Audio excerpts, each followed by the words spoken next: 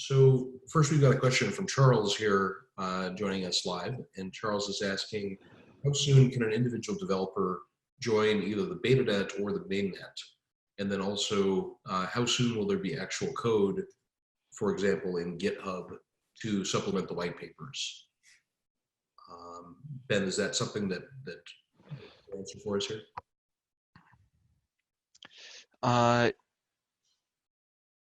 Yeah. So as I'm going to answer the second part first. So we're obviously committed to open source, at least in many capacities.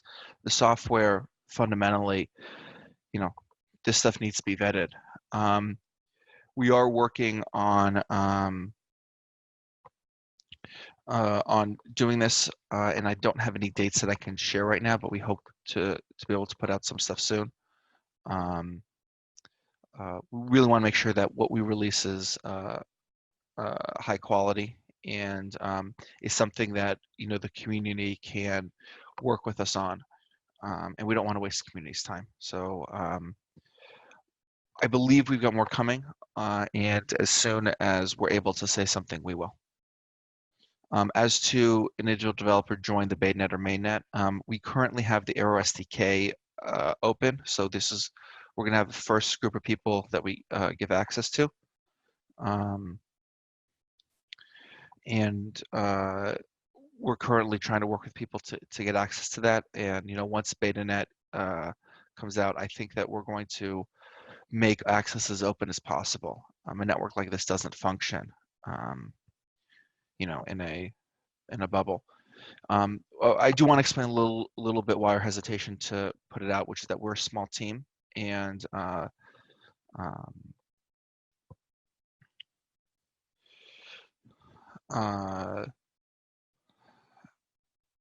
sorry. We're a small team, and we don't want to put stuff out and then have ourselves be swamped by requests to use it, which we can't support. Right. Yeah, I know that's something that Ben and I have discussed of, the issue is that we're still at a very early stage of producing documentation, for example.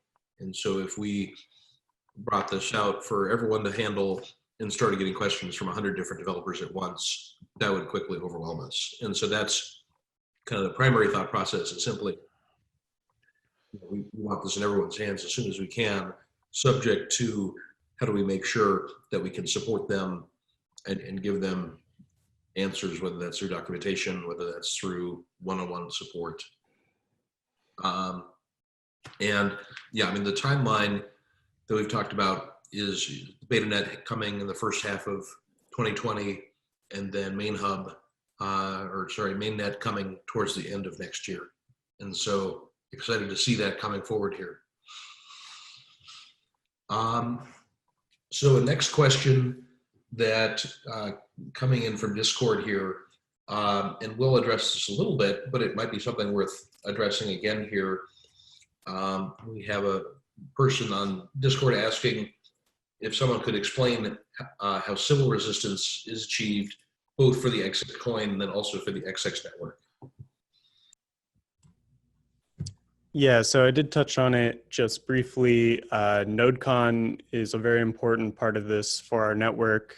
You can go to, again, David's CWI talk, where he talks quite a bit more about NodeCon and kind of shows how it could be executed.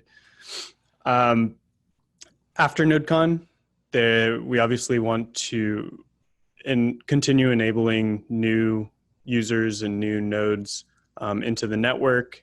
And so the civil resistance mechanism at that point will be social governance.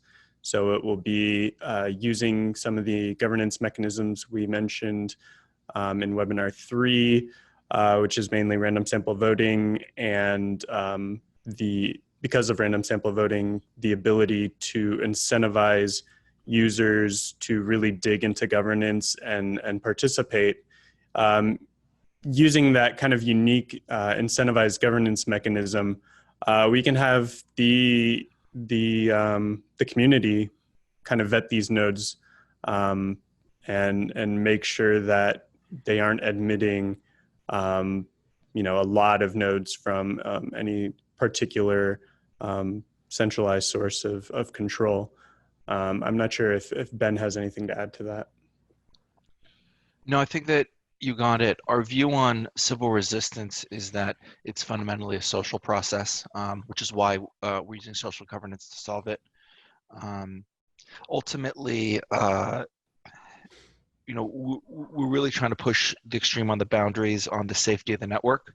And this means that we really want to ensure that the network is run by as many different operators as possible, which means that taking the approach of social governance and allowing governance to itself determine the requirements for being a node, we feel will allow organically for process develop, which is legitimate and secure while not overbearing. Great. Yeah, thanks for that, Ben.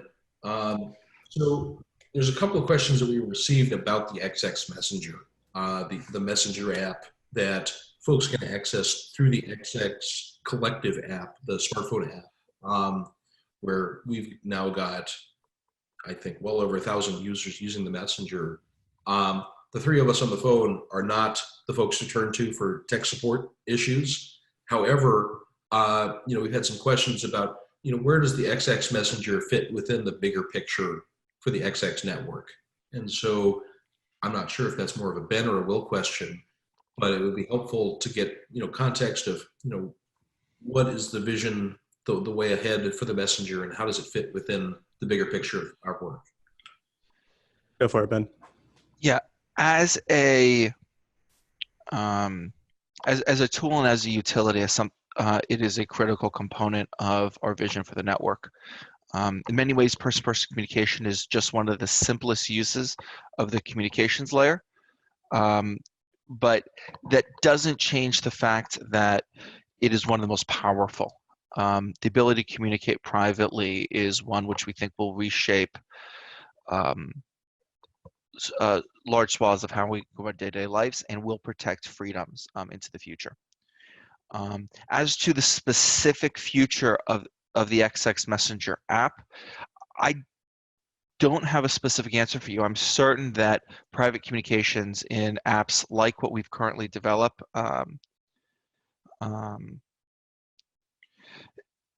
there's a I'm not certain that this specific messenger will be the one that's used into the future. And a large part of that is that, we don't want to lock ourselves in. If the community finds that there is a developer, a certain approach that is different than ours, that better covers the messenger, we obviously want to support that. Our fundamental focus on underlying technology. At this stage, we're providing a messenger because we don't expect anyone to invest the time and resources to build one other than us. So I think my answer to you is a little wishy-washy, and I apologize for that, in that I can't say for sure that this specific app will be used in the future, but I can say it's absolute certainty that this functionality will be core and will be available as the network grows. Just building on that, yeah, absolutely. Like, communications are kind of the crux of the internet as we know it. So the messenger seemed like an ideal way to demonstrate the capabilities of the platform. And that's kind of another way that this messenger fits into our roadmap. This is a way for us to kind of show to you, put it in your own hands and let you try it, the performance of the current network, but also to start testing, testing and fixing bugs in the code before we move to beta note.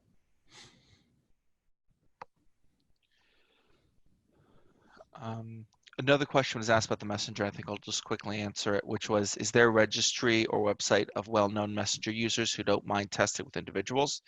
I wouldn't call it a registry.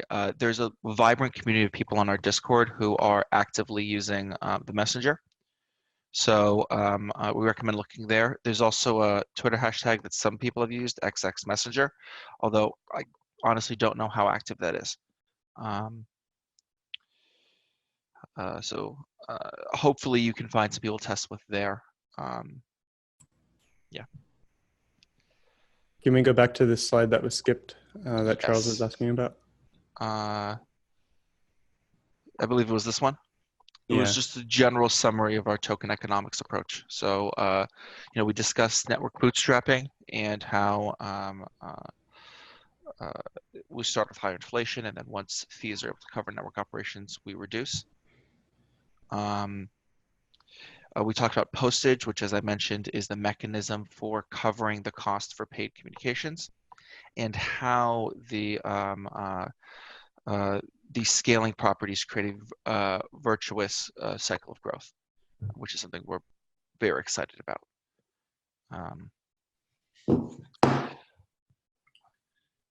We have a question here from Alex in the chat about the specifications for the nodes.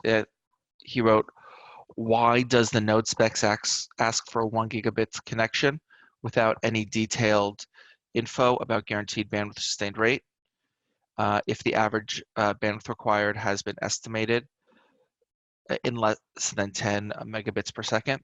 This is a really good question, and there's two answers to it. First of all, we've not fully implemented all forms that ensure maximum performance. So right now the network, so we're actually working on something which will substantially increase this utilization. That being said, it won't hit 1 gigabit sustained, but and there's two reasons that. First is that we are currently just running the publicly the communications layer. So any bandwidth utilization by the consensus layer is not seen in those numbers. And the second component is that the fundamental structure of mixed networks and CMX mixed networks in general makes their resource utilization a little bit odd.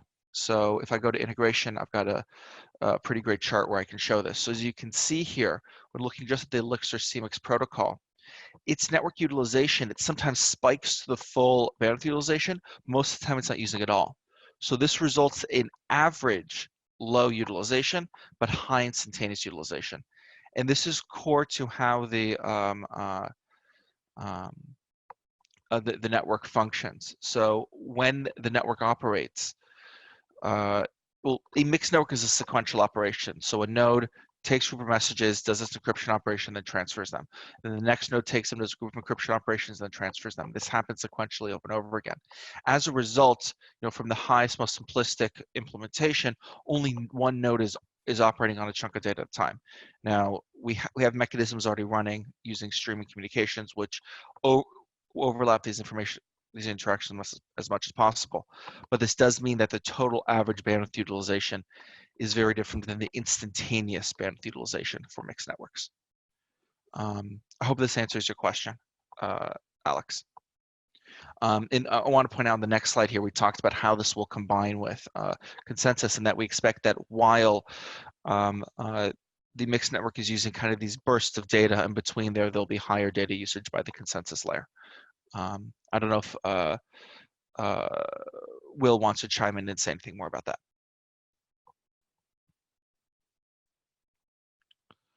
No, I don't think there's too much more to say about the consensus. Yeah, it will take a more constant kind of, it has a more constant network requirement than CMX does. Great. So we've gotten a couple of questions at sort of a high level, philosophical level, and kind of boil down to, for the XX network, why is it that we've decided to build our own blockchain and to build our own coin rather than build on an existing technology or an existing blockchain platform? Yeah, Will here. It's a very good question. We did make a slide, I think, showing our research into this space. I don't know if you can find that one, Ben. I think it's probably under comparisons. Yes. The short answer is we did look at other blockchains out there. And if you remember our 5 key requirements, we kind of laid out our research into charts like this. There's many more, obviously, blockchains out there. and we found that none of them really cut it for us. Bitcoin and Ethereum are the top two there, kind of based on Nakamoto consensus. This is a lot of people are familiar with this. Has great scalability properties, but unfortunately, it's extremely slow. It's not quantum secure.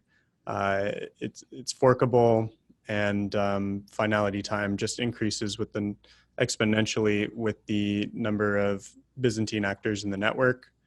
Cosmos, Libra, and to some extent Algorand are BFT models of consensus. These are usually kind of proof of stake models. These do pretty well, actually, in finality time and throughput, but they're generally not scalable. So you don't usually see these with more than 100 nodes in the network. And this becomes a real problem when you want a decentralized network that's robust and spread geographically across a wide area. So the last one was DAGs, one of the more popular of which is Avalanche, which actually is a pretty promising technology if you don't have a lot of Byzantine actors in the network. Avalanche does not scale well when you have bad actors in the network. Performance decreases exponentially. And then, none of these approaches were quantum secure. And one of the things we mentioned in webinar 2 is that quantum security is not something you can easily retrofit into any of these consensus mechanisms, because quantum secure cryptography is generally unwieldy. The signatures are a lot bigger, they're one-time use, and so you really need to design consensus from the ground up with that in mind, to take into account some of the weaknesses in quantum security in quantum secure crypto, which is basically it's unwieldy, it's hard to use. And so, this is kind of one reason why we chose to build our own. It's just none of these other networks had the performance requirements that we saw were necessary in order to really bring blockchain out of the bubble and make it a mainstream technology.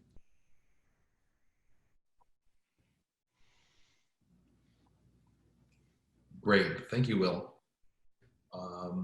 So another question that we've gotten here, so just really in the past month, we've published a white paper for the XX network.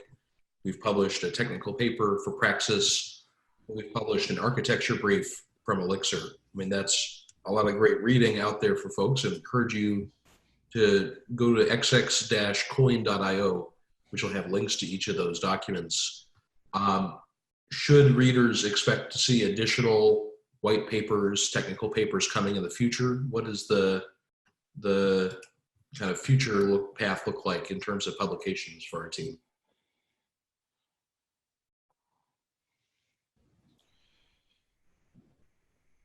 I can talk about a little bit. So obviously work is never done. I expect that all of those documents over time, probably in the near future, will have updates. Although I can't say exactly what. We obviously do have other things we're thinking about and working on. We discussed a little bit about dApps, and obviously haven't put in any information about that. So we hope to be able to describe some ideas for that in the near future, although we can't make any promises. These things evolve, and as they evolve and as we have more information, we plan on sharing that. I don't know. I know that we've got tons and tons of internal documentation that we hope to be able to convert to a mechanism that we can release to the public. I don't know if Will has anything more to add. Just echoing what you said, there's an immense amount of internal documentation and continued research that we hope to be able to make public. And then if there's certain information you'd like to hear more about, that's something you should definitely communicate to us either through these webinars, and I'm hoping that we are able to continue doing webinars into the new year with maybe a new set of series. Maybe we'll go more into technical detail. Not that we're committing to that right now, but these are the things to think about. What kind of content would you guys like to see from us? And you can send that our way, probably through email. But yeah, we're hoping there's a lot of new stuff coming out in the next year.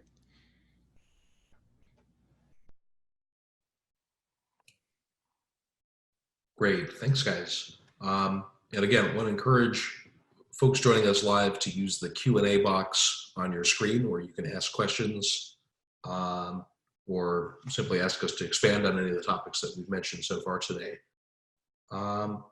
There were a question about nodes that I don't think we've had a chance to respond to yet. And a user on Discord was asking how many coins are needed to run a node, either on the beta net or the main net, or what do those kind of requirements look like? And so I guess that's maybe a question to ask Ben here. First, for the beta net, there isn't a requirement for coins to run nodes in the beta net. Especially as the network starts, we want to reduce the required participation, the friction participation as much as possible. So initially there won't be any. For mainnet, we expect that there will be a requirement, and it's going to be part of the requirements consensus model. I don't have actual numbers for you right now, and I think this is somewhat of an ongoing conversation between friction and security, which I think that we hope to have with the general community. I don't know if Will can give a more specific answer, but our goal is to be enough to ensure we have good actors in the network, but not enough to dissuade significant actors. No, I think that pretty much covers it. We just need, or we need the deposit during mainnet, or the bond, to be high enough to deter malicious behavior, essentially.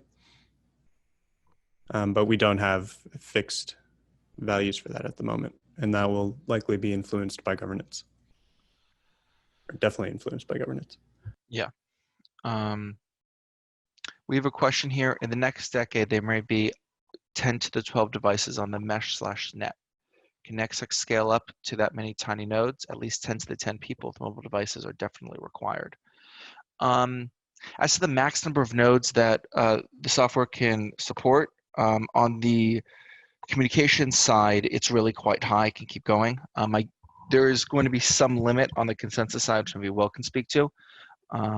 I don't know exactly what it is, though. As to the number of users, yes, our plan is to support a massive number of mobile devices and a massive number of users. And a key portion of our design philosophy is to offload performance requirements from users onto the network itself to ensure that as many users can use it as possible. I don't know if Will has anything else he wants to add to that. Yeah, mobile devices as consensus nodes is not something I see being in the short-term future. There is a scalability limit to the currently described consensus mechanism. However, we are looking at and researching, we've already researched ways in kind of breaking through that limit. And I won't say too much more than that, other than yes, there is a current limit if you've read our white paper or technical paper on consensus, you'll notice that there is a limit at which the network starts slowing down. It's in the thousands of nodes. And that's mainly limited by network bandwidth. But we have mechanisms we've identified to kind of mitigate that and scale, potentially unlimited to an unlimited number of nodes. Great, thanks Will and Ben. So we've had questions along the way about just the relationship between the different entities of Elixir, Praxis, and the XX network. And that's something that hopefully we're making progress in achieving clarity here. But just to kind of cover that again, Elixir and Praxis are both teams that have been developing technology, and the implementation of that technology is the XX network. And so, folks occasionally will ask us, are there going to be Elixir specific nodes, or will there be a Praxis specific cryptocurrency? And the answer is, all nodes will be XX network nodes. They will run both Elixir and Praxis technology when they're doing that. And then likewise, the coin is the XX coin, which is part of the XX network. And so, the teams here, we've got representatives of Elixir and Praxis on this call, but the implementation of the work that we're doing is the XX network. And so I want to make sure that that's clear. And, Will or Ben, you can expand on that if you like, but that's something to just kind of make sure everyone's clear on. I think you covered that quite well, Peter. All right. So there were also a couple of developer questions to get into here. And, so I guess first question is, in terms of programming languages or other tools, what tools has our team used to build the XX network technology? That's a really good question. So the language that most of it is written in is Go. It ends up working pretty well for us. It's quite scalable, and it has vetted and performant math libraries that cover the exact type of math that we're using, which are modular multiplication and exponentiation within a cyclic group, large ones. Go is very good for multi-threading, which is an important component of our implementation, and it is capable of kind of supporting scaling, meaning the software we're running is currently running on 18 core physical, 36 logical core machines for the AlphaNet, but our testing network is 2 core machines that we use for internal development. So it's highly scalable and goes between and can just move between those different scales with ease. For the rest of our development, for deployment, we use Terraform, which is software which allows us to automatically configure and set up nodes on various cloud services. We also have, a series of scripts written in Python and Bash, which do various jobs. One example of that is something called local environment, which is a little Bash script which starts up an entire thing on a single computer, the entire CMX network for developer testing and for testing the messenger. We have, as our development pipeline, we use Git, so specifically GitLab. And GitLab is, through it, we've got a full CI/CD cycle. We've got multiple services in the office that automatically run tests, and we're very proud of our general test coverage. So we're up. The lowest, I think, is 70-something%, and most of them are above 80, close to 90% in most repos. And I can go more detail. Different members of the engineering team use Windows, Linux, and Mac. The code development environment works on all of them. Most people use a Goland made by, I can't remember who makes it, but it's the most common IDE, but we've got some other people who use their own. We've got someone on Vims. So it's, fairly eclectic development environment where we use lots of different stuff. For GPU work, it's, I don't know what compiler we're using, but most of it's written in C++, along with currently interacting with some libraries written in CUDA. And that's pretty much it. If there's specific questions you have, I can answer. We've got one question here from Keith, which I'll read. I was told protobuf is used in the messaging. Is that something that will be handled by the Arrow SDK, or will developers need to code that into apps? So we use protobuf at 2 different layers. Our communications layer we use is based off of gRPC. We specifically use the Go gRPC implementation. So obviously that uses protobufs to make the communications layer. As to actual communications, we have built-in support for protobufs. So over the OSTK API. If stuff is passed in protobuf format, we can handle it immediately. And this includes integrating with fields that we already have standardized. Although it isn't necessary, you can use it as raw bytes or just about anything else to format your stuff. It's just an option that we integrated because we personally like protobufs. We find them easy to use and very flexible. So that's what we use internally for writing some of our messaging stuff. It's not, I don't think it's gonna be required. Our philosophy is often to expose things at different layers. So if you want to go to the highest layer and use protobufs or even use already built protobuf structures that we have, you can do that. Or if you want to go down to the bit layer and do whatever bit twiddling you'd like, that will be available as well. Great, thanks, Ben. And so again, the Arrow SDK is what we're calling the set of developer APIs that we hope to be releasing pretty soon. And that was tied back to what we were saying earlier today. The kind of limiting factor on that is simply our ability to support developers as we, bring resources and documentation with that.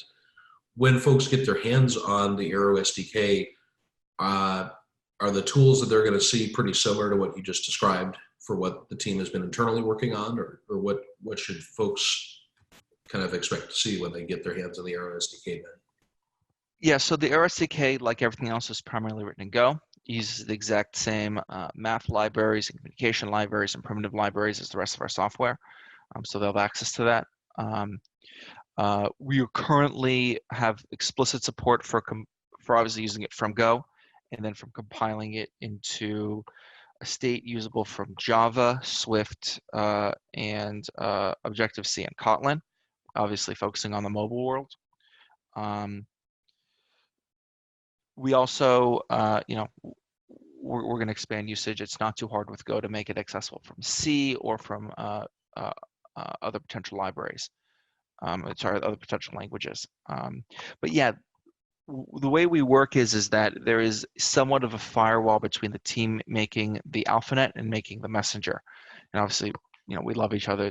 It's not because the two teams dislike each other, but it's to hand them off documentation and use our internal development process as a stress test for our documentation and for the how easy it is to understand our code.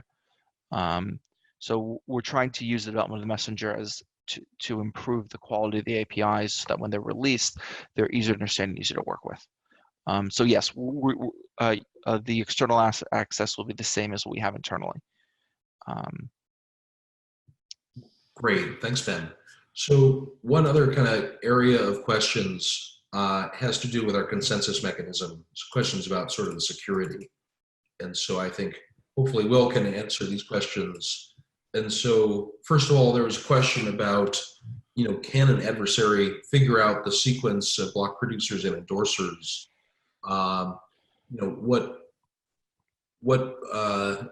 What's to make sure that that doesn't happen? It's a very good question. This has to do with what we call our random chain. If you could go to the slide on that, Ben. So, while he's getting there, our randomness in the network is what's used to kind of schedule the block producers and the endorsers. And the question is the right question, which is, okay, what happens, we say this is unmanipulatable and unpredictable. What could happen, number one, if it is predictable? So to answer that question, if you can predict the randomness, say significantly into the future, so all the randoms for the next month, which is quite a lot of blocks, probably hundreds of thousands of blocks, you can identify situations where, say, you are a group of malicious nodes who are collaborating together. You can identify the points when you'll have someone from your group as the block producer, and where you'll have a significant number of people in the randomly selected endorser set, which you see here. Even given that predictability, these attacks are still almost, I would say, infeasible to launch.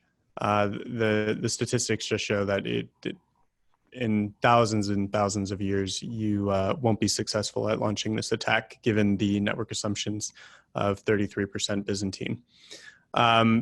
So I would say not much can happen, but there's other attacks that can be done that are, say, less.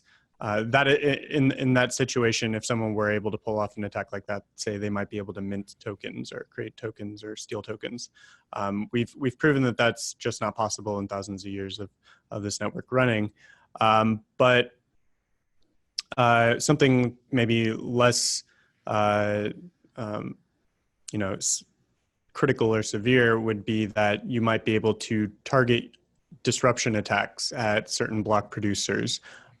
So if you know that a particular node that you don't like might be coming up, at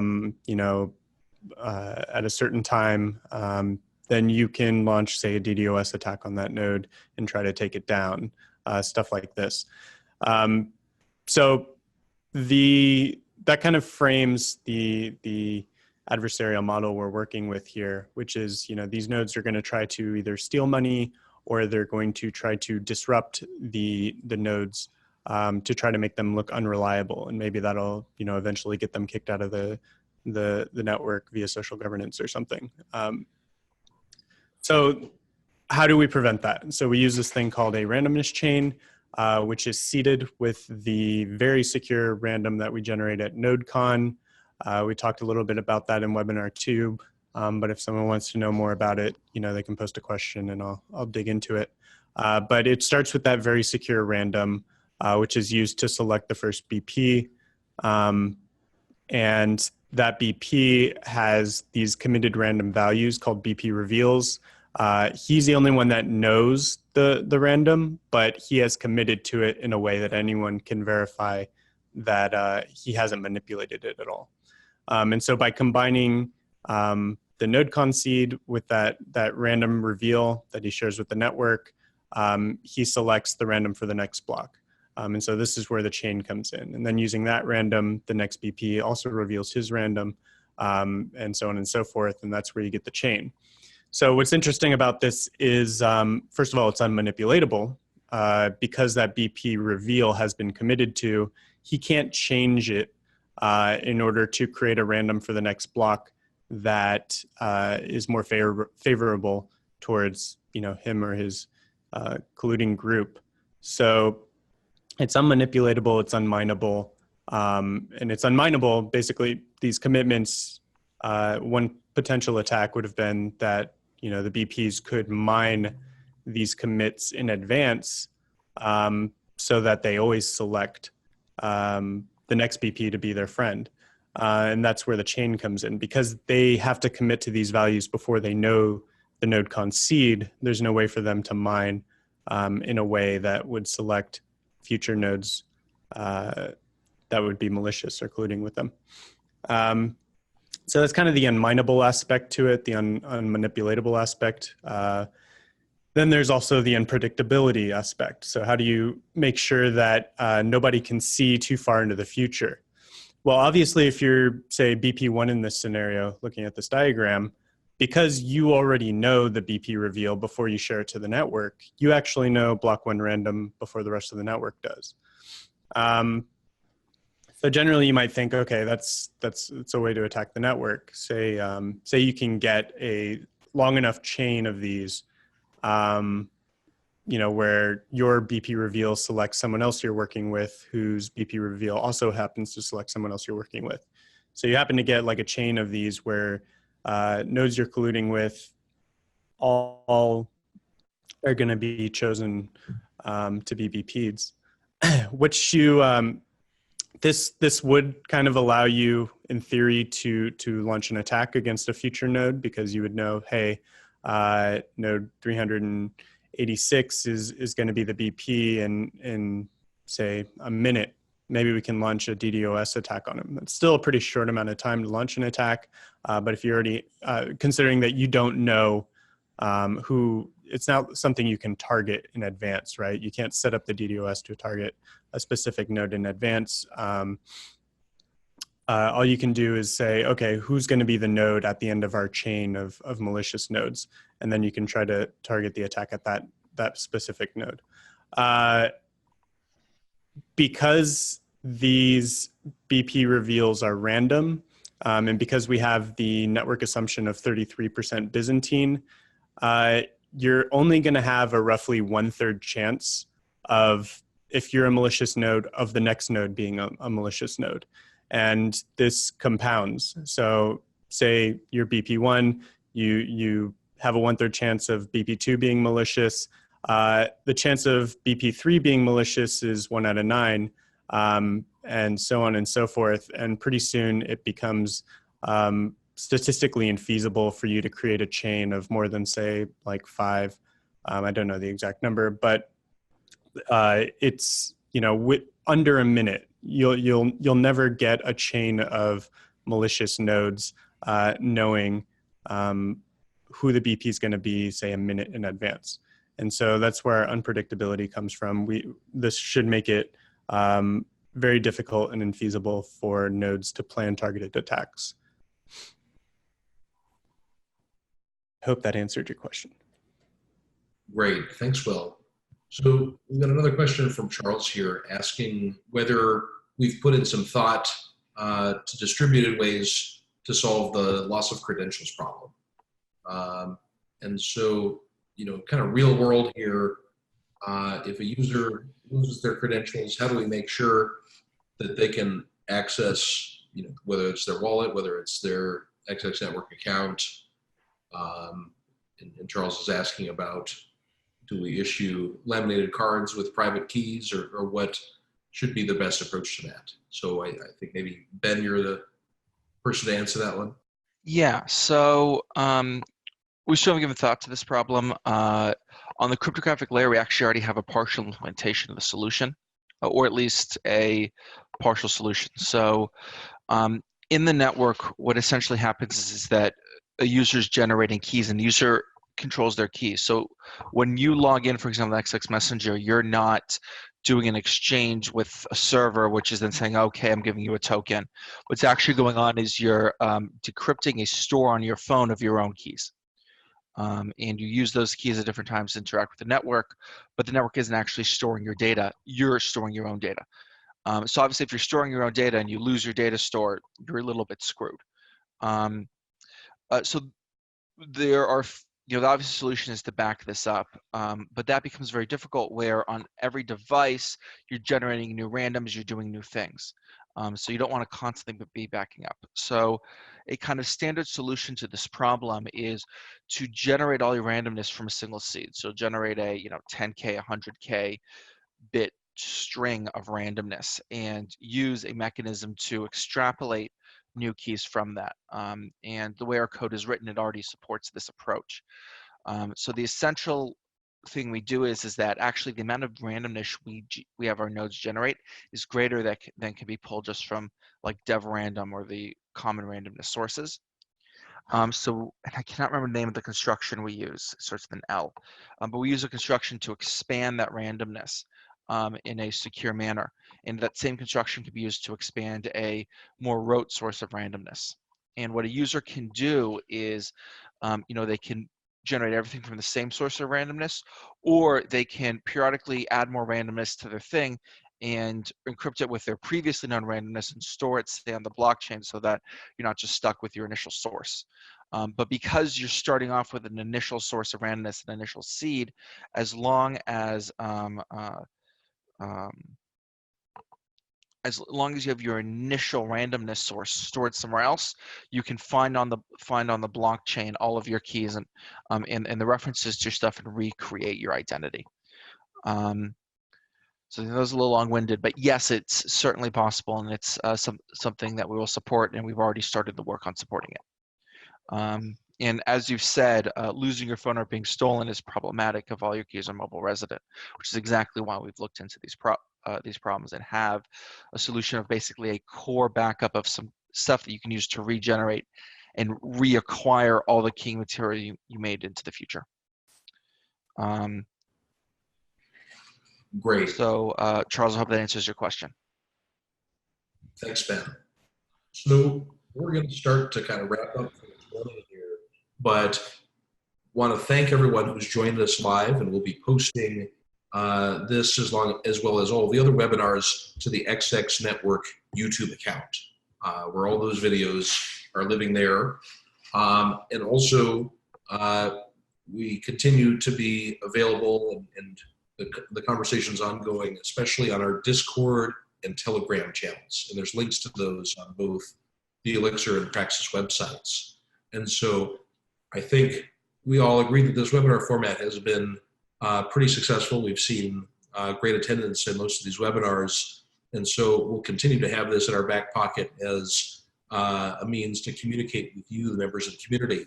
And so, you know, on an ongoing basis, if there's areas or topics that you want to hear more directly from our team, let us know, and we can run more of these webinars. And so delighted to have everyone joining us today.